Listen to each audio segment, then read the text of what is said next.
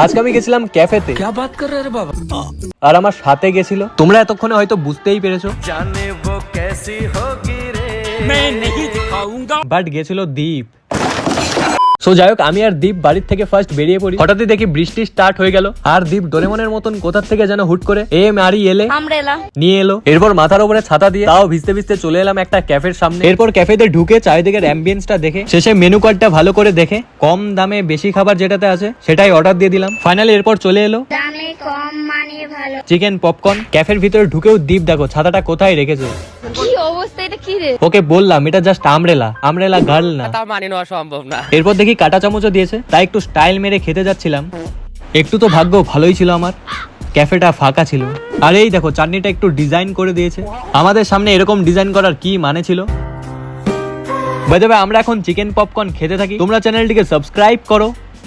By.